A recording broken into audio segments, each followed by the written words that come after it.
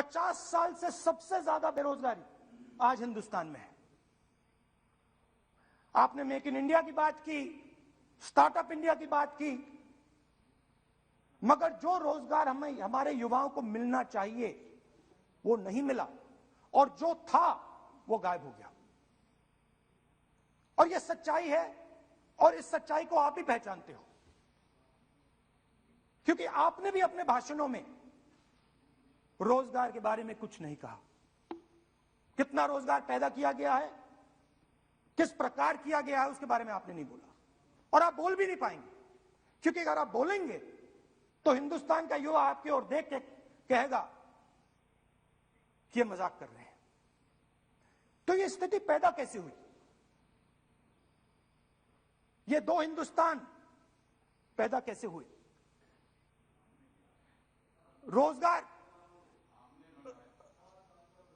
रोजगार स्मॉल और medium industry और जो हमारा इनफॉर्मल सेक्टर है उधर बनता है। लाखों करोड़ रुपया आपने उनसे छीनकर हिंदुस्तान के सबसे बड़े अरबपतियों को दिलवा दिया। आपने पिछले 7 साल में अनऑर्गेनाइज सेक्टर और स्मॉल और मीडियम इंडस्ट्री पर एक के बाद एक आक्रमण किया है। सात की कर रहा हूं मैं, 60 की भी करूंगा मैं अपने भाषण में अंत में 60 साल की बात करूंगा आपको खुश करने के लिए। आप ठहर जाइए। मगर असंगठित जो सेक्टर है उस पर आपने आक्रमण किया। कैसे किया? नोटबंदी, गलत जीएसटी और कोरोना के समय जो सपोर्ट उनको देना था आपने नहीं दिया। नतीजा क्या हुआ? नतीजा यह हुआ कि आज 84% हिंदुस्तान के लोगों की आमदनी घटी है, और वो तेजी से गरीबी की ओर बढ़ रहे हैं। यूपीए की सरकार ने, आपने पूछा 60 साल की बात आपने कही, यूपीए की सरकार ने 23 करोड़ लोगों को गरीबी से निकाला था 10 साल में। हमारा आंकड़ा नहीं है, हमारा आंकड़ा नहीं है, हमारा आंकड़ा नहीं है।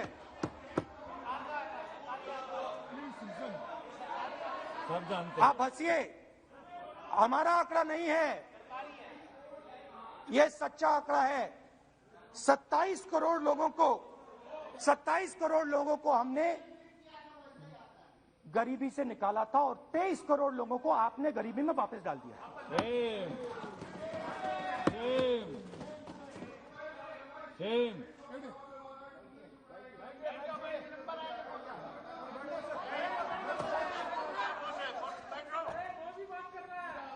और हो क्या रहा है? फॉर्मल सेक्टर में मोनोपोलीज बन रही हैं। किसी भी आप सेक्टर में देखिए, और सबसे 2 मोनोपोलिस्ट के बारे में थोड़ा सा बोलूंगा। उसको वो कोरोना के समय अलग अलग वेरिएंट्स आते हैं ना, डेल्टा, ओमिक्रॉन, वो AA वेरिएंट है, और वो पूरा का पूरा हिंदुस्तान की जो अर्थव्यवस्था है उसके अंदर फैल रहा है। आपने बात उठाई तो मैं उसके बारे में पहले बोल देता हूं। एक व्यक्ति को, नाम नहीं लूंगा, एक व्यक्ति को हिंदुस्तान के सब पोर्ट्स,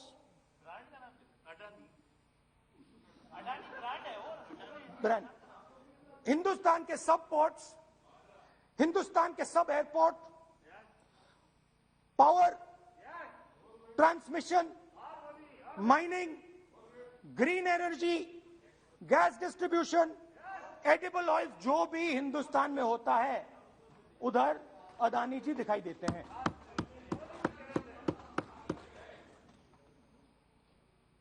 और दूसरी side Ambani ji petrochemicals, telecom, retail, e commerce में मोनोपोलियां। तो पूरा का पूरा धन जो है चुने हुए लोगों के हाथ में जा रहा है। और आपने जो असंगठित सेक्टर को खत्म किया, देखिए अगर आप इनफॉर्मल सेक्टर को खत्म कर देते और मैन्युफैक्चरिंग जॉब्स आप क्रिएट कर देते तो फिर इतनी प्रॉब्लम नहीं आती, फिर दो हिंदुस्तान नहीं बनते। मगर आपने क्या किया? आपने असंगठित सेक्टर को खत्म कर दिया। नोटबंदी, जीएसटी, कोरोना, सारे के सारे जो स्मॉल और मीडियम बिजनेसेस हैं उनको आपने बंद कर दिया। बोलने दीजिए, बोलने दीजिए। सारे के सारे जो स्मॉल एंड मीडियम इंडस्ट्री है आपने उसको खत्म कर दिया, नष्ट कर दिया। अगर आप उनकी मदद करते और अगर आप उनकी मदद करते, उनको सपोर्ट देते, तो फिर मैन्युफैक्चरिंग सेक्टर तैयार हो सकता था। मगर जो लोग आपका मैन्युफैक्चरिंग सेक्टर बना सकते थे उनको आपने खत्म कर दिया। तो आज हिंदुस्तान में आप made in India, made in India, made in India की बात करते रहते हो। मेड इन इंडिया हो ही नहीं सकता। आज बात खत्म हो गई है, क्योंकि मेड इन इंडिया वाले हैं कौन? मेड इन इंडिया वाले स्मॉल मीडियम वाले हैं, उनको आपने खत्म कर दिया। मेड इन इंडिया वाले कौन है? असंगठित लोग हैं, उनको आपने खत्म कर दिया, हटा दिया, परे कर दिया। मेड इन इंडिया नहीं होने वाला है। अरे भाई, मेड इन इंडिया करने के लिए स्मॉल और मीडियम इंडस्ट्री को ही बड़ा करना पड़ेगा। बिना स्मॉल और मीडियम इंडस्ट्री को सपोर्ट दिए मेड इन इंडिया हो ही नहीं सकता है।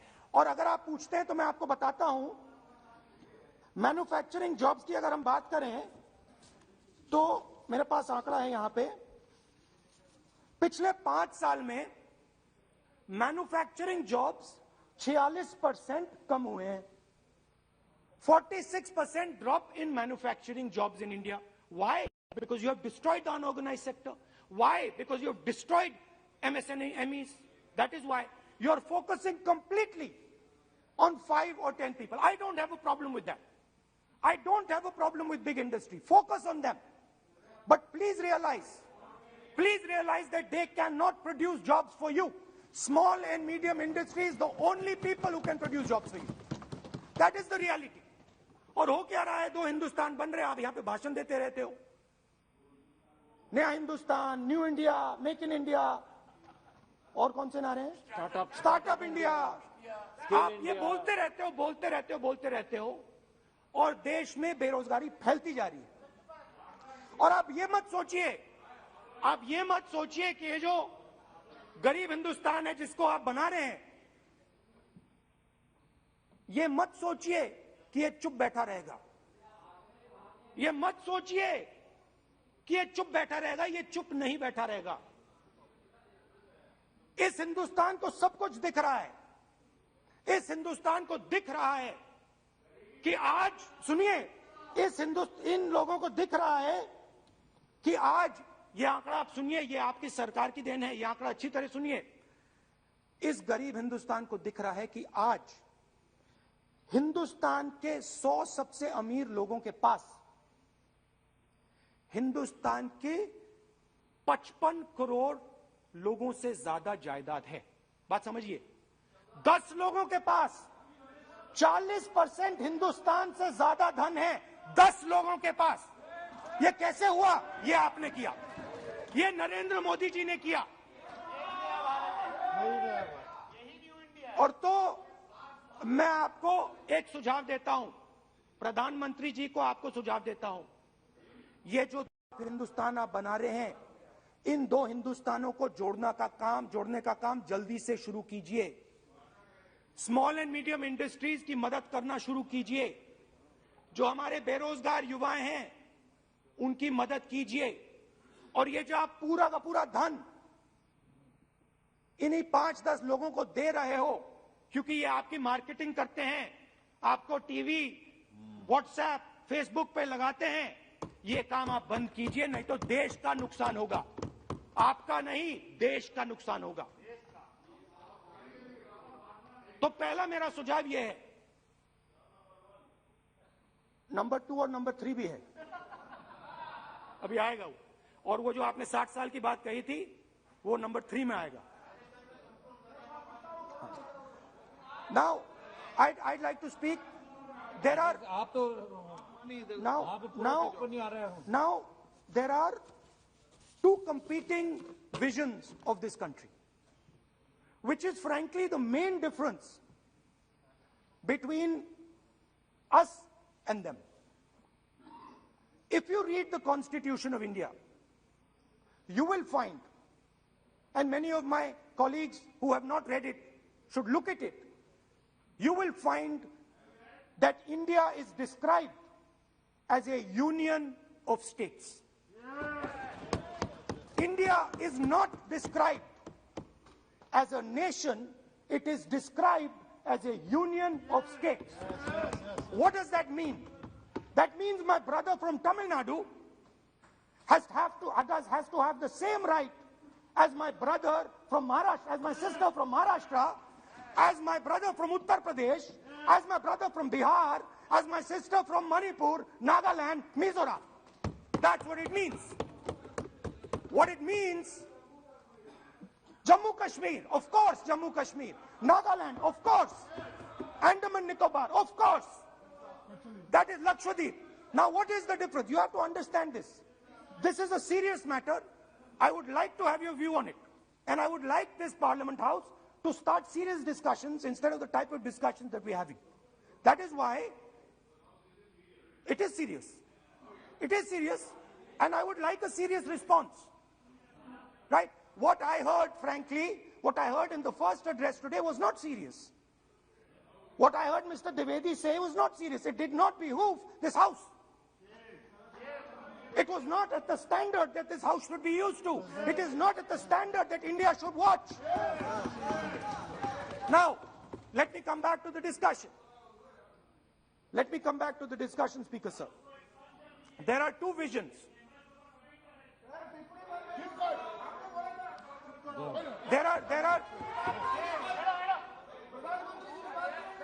There are two visions of this country. One vision that it is a union of states, meaning it is a negotiation, meaning it is a conversation, meaning I go to my brother in Tamil Nadu and I say, what do you want? And he says, this is what I want. And then he asks me, what do you want? And I say, this is what I want. It is a partnership. It is not a kingdom.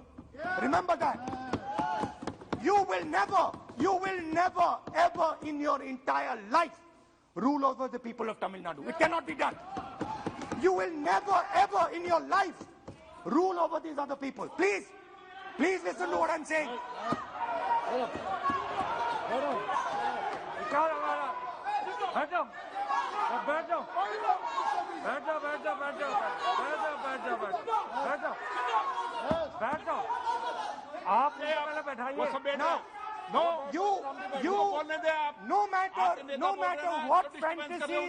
No matter what fantasies you might have, you will never ever rule over the people of the states of India. It has never been done in 3,000 years. Never ever. The only way India has been ruled, and you can look at any empire you want. You can look at Ashoka the Great. You can look at the Mauryas, you can look at the Guptas, you can look at anyone you want. It has always been ruled by conversation and negotiation. Now, what is the problem? The problem is you people are confused. The problem is you people think that these languages, these cultures, these histories, you think that you can suppress them. You have no idea of history. You have no idea what you are dealing with. Because the people of Tamil Nadu have inside their heart the idea of Tamil Nadu, the idea of the Tamil language, and then also the idea of India.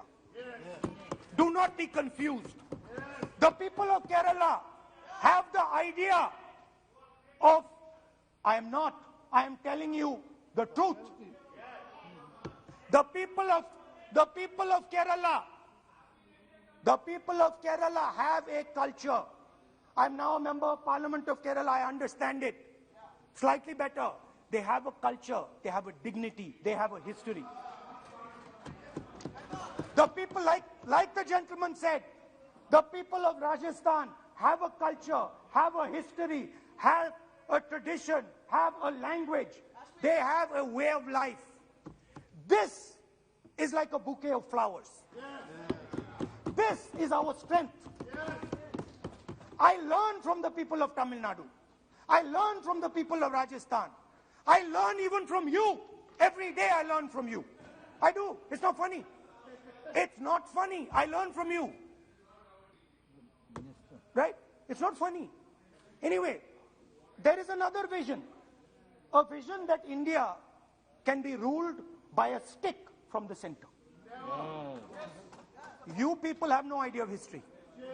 Because every time it has been attempted, that stick has been broken and smashed. Now what is happening as a result of your flawed vision of the country? Two Indias are of course being created. Two Indias are of course being created. Speaker, sir. Adhyaksh Mahoday.